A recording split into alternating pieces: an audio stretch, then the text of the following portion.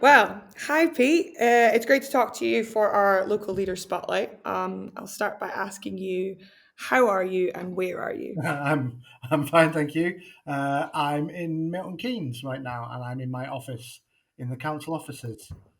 Great. Which, if you know Milton Keynes, is the height of 1970s building. But in the way that Milton Keynes always is, strangely not like any other 1970s building. So uh, it's all sort of very finely pointed brick walls because the Yeah. development corporation had more money than sense. Well, I can see the corners behind you.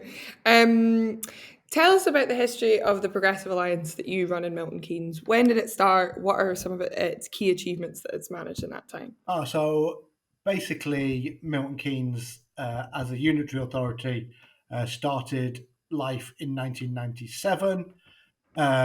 In the whole of that time, so we're approaching 30 years now, obviously, Labour has run the council as a majority for 2 years and the Lib Dems for four, I think. So it's been no overall control as a council for the vast majority of its time. Milton Yeah. Keynes as a place, um, even predating Milton Keynes, has always been an absolute bellwether. So it sort of voted Labour in the 1945 election, voted Labour in 1964.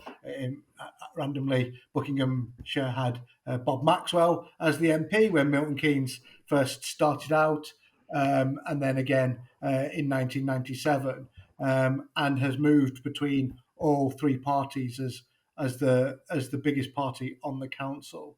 So when I became leader 10 years ago, it had seen Milton Keynes had had five leaders in 6 years from three different political parties, and it was a little bit of a political basket case and was viewed as such. I think on the nationally and in the local government community.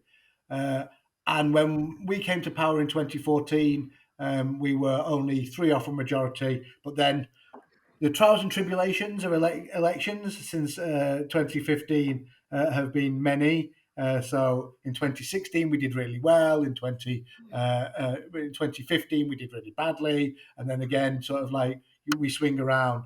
But we had a very bad year in 2021. The Conservatives came very close to getting an overall majority here. And whilst we'd had a supply and confidence arrangement with the Liberal Democrats for a number of years before that.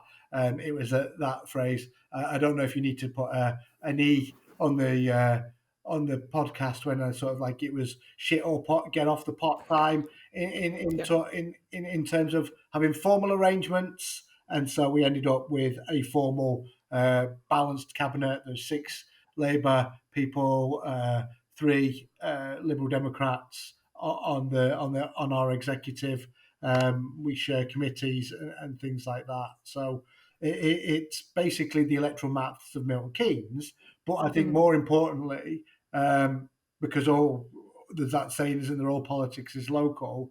So happens that in Milton Keynes, the Labour group in Milton Keynes, the Labour Party in Milton Keynes, and the Liberal Democrats and the Liberal Democrat Party in Milton Keynes share the very core objectives for our city. It's about sustainable growth. Obviously, being a new town, new city now, we grow very quickly. That is in direct opposition to sort of our conservative opposition, who would want to grow less slowly.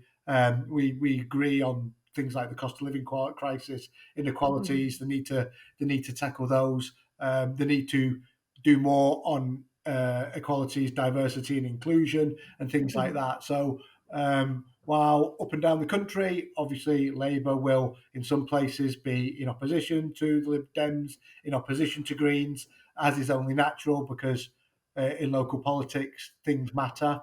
Um, we don't have any direct election fights currently with the Liberal Democrats.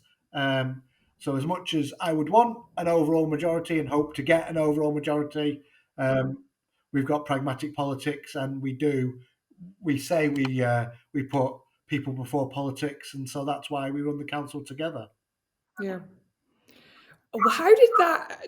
change how you ran the council from running it as a Labour Party group, just the Labour Party group, to that alliance? What was some of the impacts of running it in that cooperative administration? Um, I, I think the main thing is about stability, particularly in councils where officers work for the whole of the council. It's not like central government where civil servants just work for the government. So when you have elections in thirds, like we do in Milton Keynes, um, uh, it's one of those things that perhaps for the first few years of having a minority administration, it's very difficult to say we want to do this because just the nature of politics is, well, we don't know if you're going to be in power after May. This is a long term project, things like that. We tried our best to do things like have a we had something called the uh, MK Futures 2050 Commission, which all three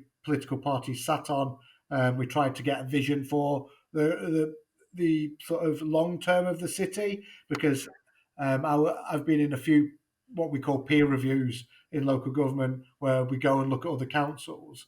Some of the councils have this ability to, when there's a change of political control, they sort of get rid of all the main officers. They uh, for want of a better analogy, they burn down the house. And Yeah, that analogy should generally be, you know, we should all accept that politics is about change, and if people didn't decide, and those people that I don't understand in the middle that switch votes between elections, if they didn't exist, there wouldn't be any political change. We wouldn't live in a democracy. But too many councils and too many administrations really burn the house down after every single administration. And really, what you should be able to do is come in and paint the walls your own colour, decorate as you like, but the house still stands. So it gave us that stability. It gave us a bit more drive and direction than being a minority administration because it just saves an inordinate amount of time and effort and all the sort of politicking behind the scenes that you have to do to get a decision through. If you've got a majority, you can just do it, and and that is because we agree on so much. And you basically you take what you don't agree on and you put it to the side, and you basically say, "Well, we're grown up enough to know we disagree on this," and yeah. you get on and do it. I think it's really interesting that you've said there that actually having a formal alliance gets around a lot of the difficulties and the long negotiations of cooperation because you've already got it written down. Because I think that's a little bit counterintuitive to some people, but it's nice to hear.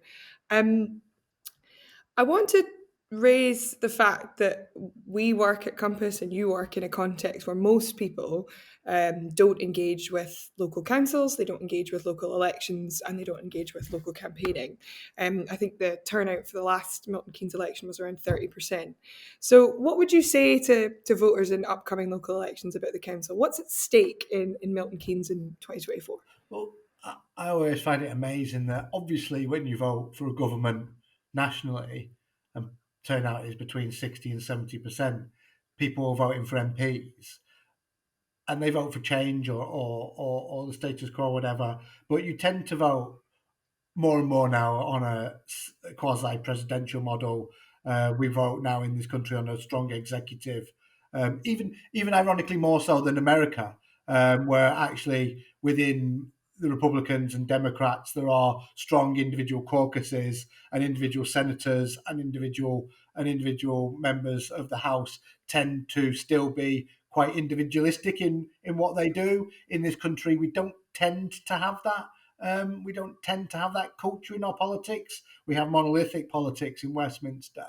And so, ironically, what tends to happen is people vote for their MPs in great numbers, but an MP on a local basis has far less power, far less ability to do things than I do, particularly in the leader and cabinet model of councils. Is that we are very strong in Milton Keynes, hopefully, on our climate ambitions. If we want to do something at a local level, I can put it on the forward plan and we can make a decision about it in 30 days. Obviously, things take longer than that to happen, but that's the ability to be able to change things, change can happen at a local level a lot quicker than it can happen at a national level. And also the things that people care about. When you knock on their doors, Yeah. obviously most people will talk about potholes and the streets and street lights and things like that. And then they Yeah. will get on to national issues about the NHS. But even when it comes to the NHS, a lot of those problems are intertwined with local government, whether it's social care, whether it's the fact in Milton Keynes that we grow really quickly and the council helps fund the hospital, and we have a very strong partnership with the hospital. So I think when it comes to local elections, they matter more for the everyday lives of our citizens than a lot of national elections do. And so that would be my pitch. And we do have a vibrant political scene here in Milton Keynes. I think it's good. And ironically, um, our MPs, current MPs are all Conservative, but a lot of our discourse in Milton Keynes tends to be more local because we have the cycle and we're never out of an election cycle, and so a lot of the things that come up like growth, like planning, like potholes, tend to be more local than I've done politics all around the country in different places. The discourse tends to be a lot more local here than it does in lots of other places. Yeah. Interesting. Let's talk about that kind of link to the MPs in the general election. How do you think progressive parties might build on the Progressive Alliance at a general election? What do you think the possibilities are in key target seats or across Buckinghamshire? I mean, I think in Buckinghamshire, what is really clear is that Labour can win a lot of seats, and the Liberal Democrats can also win some seats, particularly across the mid sort of range of the county. That's also true in places like Oxfordshire, in Hertford, in Hertfordshire, in Yep. Cambridgeshire, and in Bedfordshire, and in Northamptonshire, because All around. Milton Keynes is one of these places that is on the edge of everywhere. So Yeah. we are blessed with our links to lots of places. Now, obviously, I wouldn't have joined the Labour Party unless I believed that there is only the ability of the Labour Party to actually be progressive is absolute, and this country wouldn't be what it would be without the Labour Party. Particularly, actually, a very underrated 1960s government that decriminalised homosexuality, that got rid of the death penalty. We take these things for granted, and actually, in the 1960s, it wasn't sort of majority view. But I think so. What I would clearly say is where you can have a Labour MP vote Labour, but in those other places, I think what you've seen on Milton Keynes Council can be replicated in the Conservatives and the right, and we can't sort of underestimate reform either at the moment. Um, you take away their capacity to be able to deliver if they have fewer councillors and if they have fewer MPs. And so if you're in a seat where Labour can't win, I think I can understand why people would be tempted not to vote Labour this time, because it feels very much like the Conservatives on the doorstep. We very rarely find a Conservative, and those that are voting Conservative, it's either because they used to be UKIP and they've completely now realigned with the Conservatives, which is very bizarre, Yep. or they are culturally conservative. But you get people now who are even in places like the House of Lords that will say, it's time for a change, isn't it? And it's sort of like, well, are you going to vote for a change? Well, no, I always vote Conservative. Uh, but if that's the attitude of people right at the top of the Conservative Party, Yeah. there is I think, a once in a generation opportunity to effectively maybe even reduce the Conservatives to numbers where they might not be the main opposition party within a generation. What that would do for progressive politics, I don't know, because there is a chunk of people who are not progressive. Although I've never met anybody on the doorstep that wouldn't say they were progressive in some way. And in some ways, it's a difficult word, but clearly there is a right and left of politics and a centre of politics, and there is a big chunk on the right. But I think what we've seen with the Conservative Party over the past sort of decade, really, is it's ever more tacking rightwards towards a sort of the populist right, the Trumpian right in America, but not forgetting that Donald Trump didn't come from somewhere. That Brexit existed before Liz Truss and Boris Johnson did, and politicians tend to follow a wind in some ways. So yeah, I would say that there's a huge opportunity um, to basically make sure that the Conservatives are put at a low ebb and stay at a low ebb. I really liked your point there about the picking up on kind of this Tory peers are saying that politics is broken, but they're not going to vote for a change. It does kind of seem like a litmus test that politicians have to come out and say, "Oh yeah, politics is broken, and we're going to fix it right now" to be heard. You even heard Rishi Sunak saying things like that from the lectern. And the point about your point about Labour showing leadership, um, I wanted to quickly ask, how did attitudes locally and attitudes among your councillors and cabinet differ from other people in your party, maybe at the regional or the HQ or the MP level? Have you or your alliance partners experienced pushback from other party members or other parties when forming Progressive Alliance and working together? In our local Labour Party, not so much because the choice between what we're doing and what the Conservatives would do locally is so stark. Um, Also, the fact that we've run the council for 10 years now, we've got a balanced budget, we're not overspending on send. Um, we haven't cut a library. In fact we've opened three libraries. We're building stuff. We're in the middle of reshaping our children's centres and family centres, but we haven't cut the budget for them in like 6 years now. So and we're not going to cut the budget for them. So what we are doing is seen as good, and the choice was so stark between that and the Conservatives who say we hate the motorists, and sort of because I'm not quite sure why we hate motorists, but It's never really become clear. what we do, I think we put the minimum stay in a car park bay up to 2 hours or something. So I absolutely hate motorists, although you couldn't actually prize me out my car if you tried.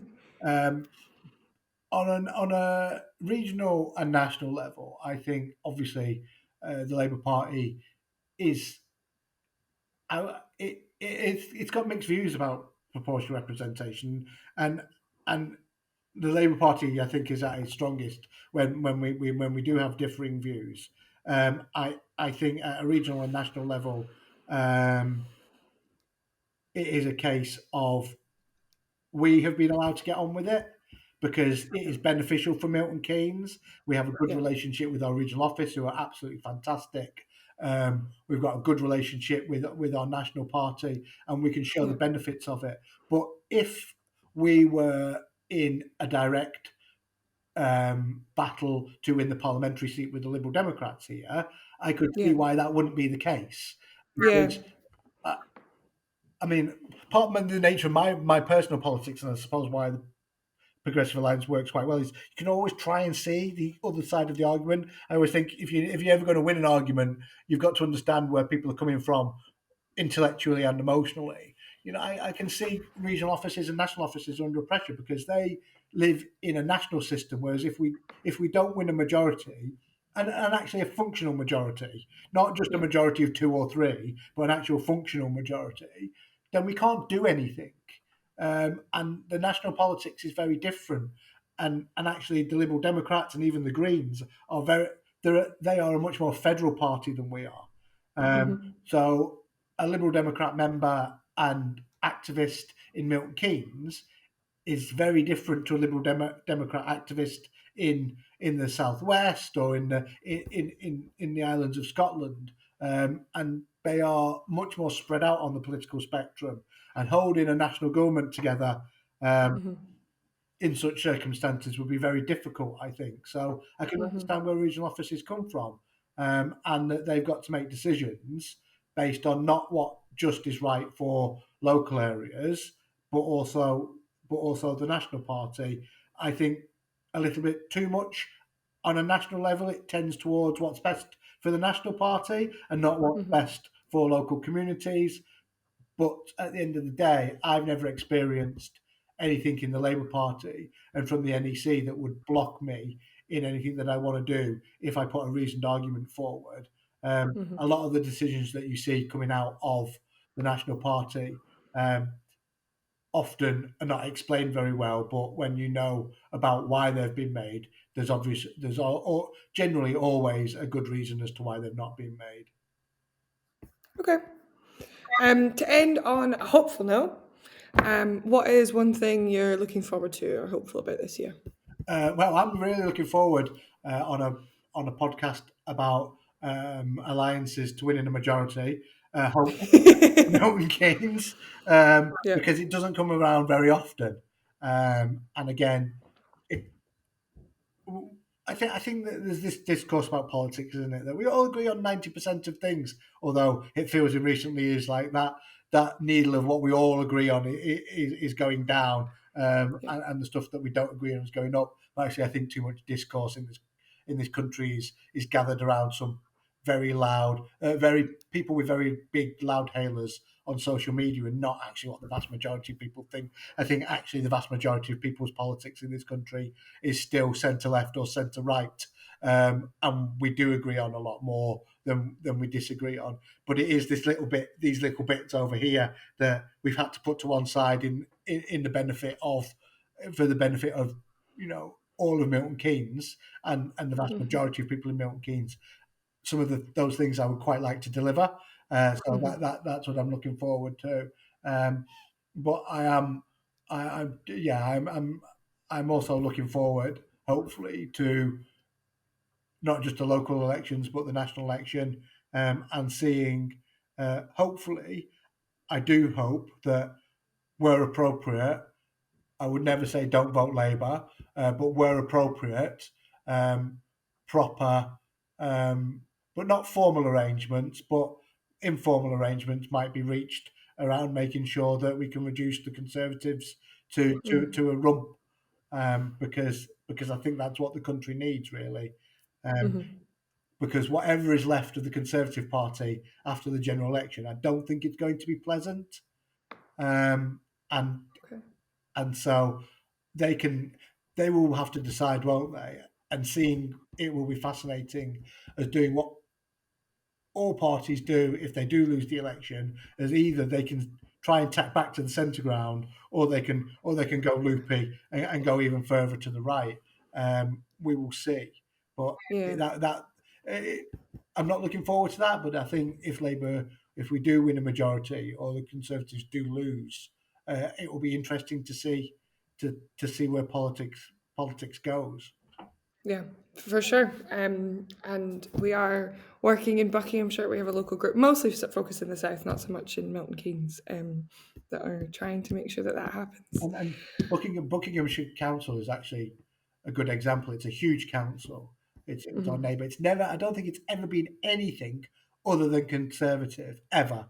In fact, in Hmm. 1997, when Milton Keynes became a unitary and Labour had its greatest ever landslide, uh, Buckinghamshire's Conservative majority went up because Slough and Milton Keynes came out of Buckinghamshire. So Yeah. so it's never been anything other than Conservative, but there is an opportunity in 2025 for, I Hmm. think, at least to go no overall control, and that Yeah. will require some level of voter coalitions voting for the Hmm. right people in the right seats.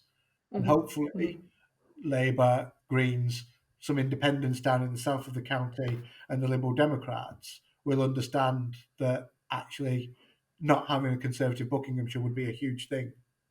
Yeah. Yeah. You mentioned earlier, like, is this getting 90% of what we want? What we often say is you get 80% of what you want or 100% of what you don't want. And that's the opportunity with alliances. So thanks very much for joining me, No, Pete. brilliant. Thank It's been a you. great conversation.